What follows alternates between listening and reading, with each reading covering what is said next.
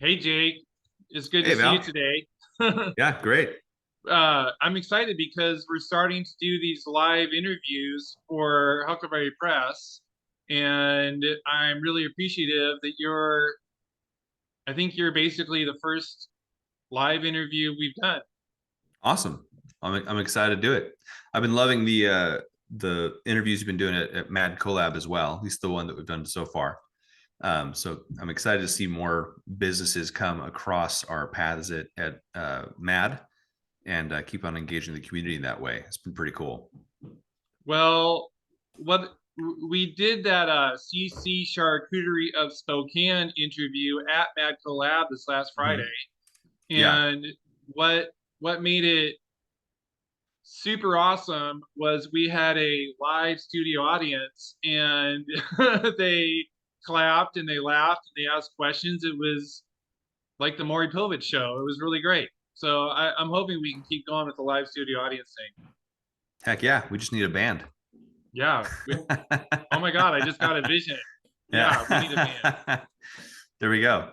Uh, cool. So yeah, like you mentioned, we're gonna start doing a few of these live interviews, talking about a book that we're working on, documenting the process of what it was like growing at Mad Collab or growing the group there in a way that has been helping other businesses grow. Um, so Well, that's sure. Go ahead. well, that's what I want to talk to you about. So from the outside looking in, it seems like you lit a spark getting the Facebook group called Small Spokane Small Business and Entrepreneurs Group to start meeting live at Mad Collab Studios on Trent Fridays at 3 o'clock. So that started with like 4 or 5 people, and now it's 40, 50, and 60 people every Friday afternoon. And now you're writing a book based on, I think, you getting to meet people live, you getting to meet people building, let me put it a different way, you building community at live events as well as building community online. And now you're writing a book. Yeah. So the book it's going to be a short book. It's basically written as far as the main content. I'd like to add some more stories and examples in there. Um, but my goal is just to basically share our experience so that others can duplicate it easily. Nothing about it's been complicated, but sometimes one, I think people need a permission to try something because I find that people don't think that they can just try something different because if nobody's done it before or they haven't heard how it plays out, it can be pretty daunting to try something new. So the book is at one level just a permission slip to say, give it a shot, go do it. Right. um, and then to show what people can expect and then the things that I've seen work multiple times. This isn't the first group that I think it's the most successful group that I've helped build, but I've been building network groups for the past couple years, few years, and they've been very effective and helpful. I mean, if anything, beyond just building business, it creates much more, I'll say, reciprocity in the area. So it creates more goodwill in the business community, which is something that is needed when you're doing business. So as a real estate agent, whether it's leads I get from the group to go help sell houses or buy houses, um, some of the other members of the community that I've met there have been great referral partners in doing business as well. So when I can see them act in a way that is trustable in a group setting, where they're acting as a leader, I can say that see they take initiative in something. It makes it much easier to trust them during a transaction where there's high stakes involved. So I wanted to share a bit about that. Right on. That makes total sense. And Cool. I one thing I get from that is people do business with people that they know, like, and trust. Right. So you build a community and a group of people that meet on a regular basis, be it monthly, weekly, or whatever. And then people have the opportunity to build relationships with each other such that they know, like, and trust each other. Right.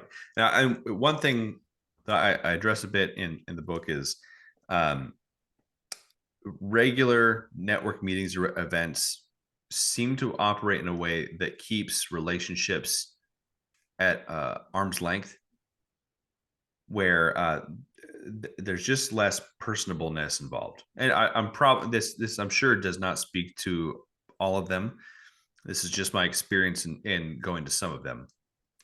And even most of the ones that I've created, there's just kind of a sterileness to going to network events. And I think most people have said that, which is why I think we hear so many good things about meeting at MAD, because it's not that way. The goal has ended up being by accident. This wasn't necessarily my intent or our intent, I don't think, but it ended up being much more community driven when we had a stable place that we met at, and it was weekly. I am really glad that you invited me to be a part of developing that group. And one of the, well, probably the major thing that's come out of it, certainly I've got customers, but is the collaborative relationships I've got. I've got people writing for the Huckleberry Press now. I've got people shooting photography and videography and helping me with SEO and overall web presence, video. There's a lot of high quality relationships that come out of that group you started. Awesome. Well, it definitely helps to have other people like yourself that were willing to help. um, so, and I think that this is worth mentioning, and we'll talk more about this, I'm sure. When you do start something, it often works to find a friend that wants to do it with you. Indeed.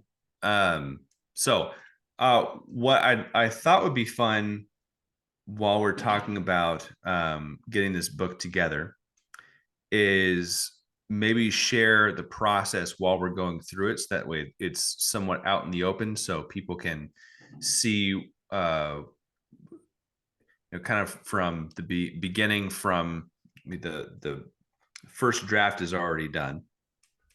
So let's make our first editing goals and kind of work that through to what our hopeful release date is.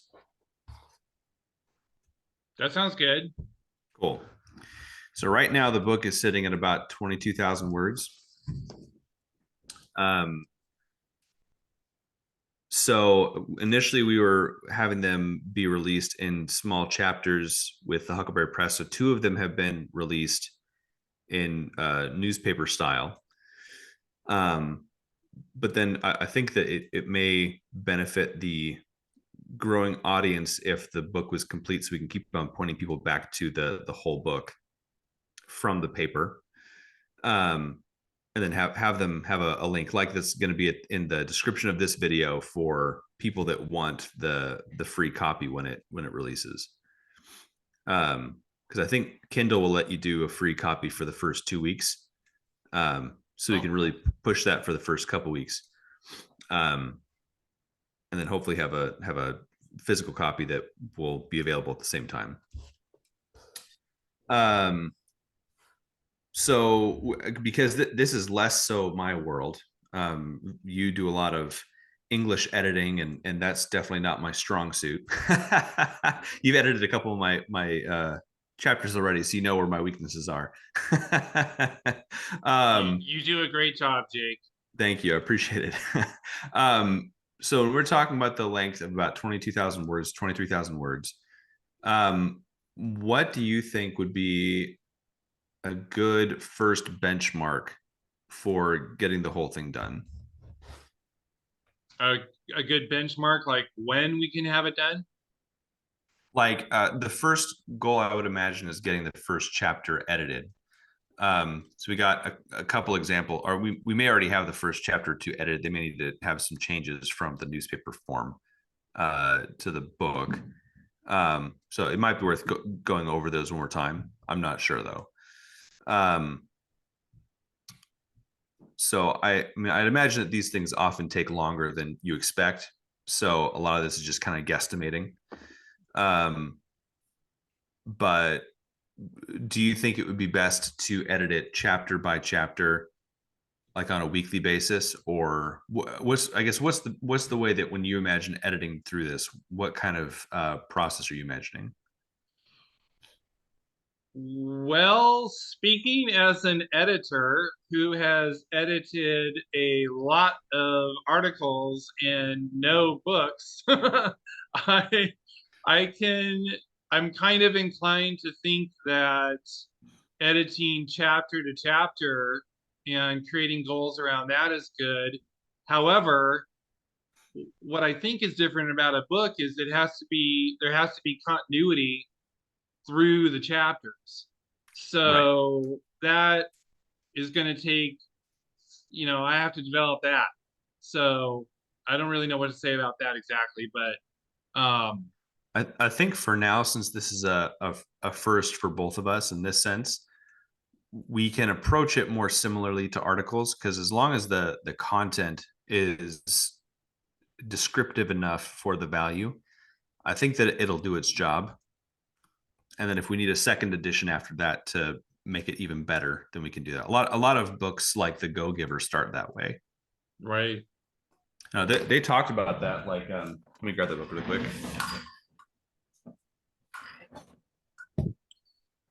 So The Go Giver, this is it right here. I think it's fairly easy to find the number of words in this book. Number of words in The Go Giver. 37,500 words. But they mention in the book this isn't the first edition. It was smaller, I believe, when they first started it. So it was kind of one of those you publish and then based on interaction with the book, you make it better. So I think it's okay if the first edition isn't super polished, I guess is what I'm saying. As long as the information is clear.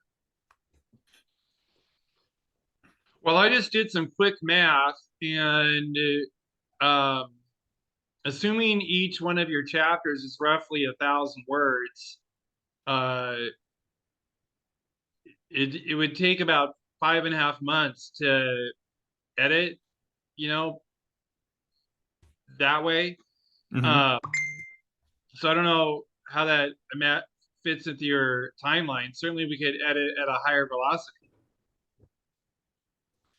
Yeah, I mean, it depends on what you're comfortable with. Like I've thought maybe it'd be good to run it through a program and that would lighten the load, like Grammarly or something like that. And then you can focus a little bit more on uh, a higher level detail and then just more or less publish it from there and then do subsequent editions depending on the reception. So That makes that total way, sense. that I think way, that's totally doable. cool. So that way, I could just run it through Grammarly and then send you the first edit, Yeah, and then we could probably just read the book as it stands yeah. and just make sure it's understandable. And then the big picture things, if there's some changes need to be made, I don't think that it needs to be as thorough of an edit as the rest of the stuff that you've done for me. Okay. I think it's okay if it remains like um, this book is 80% there.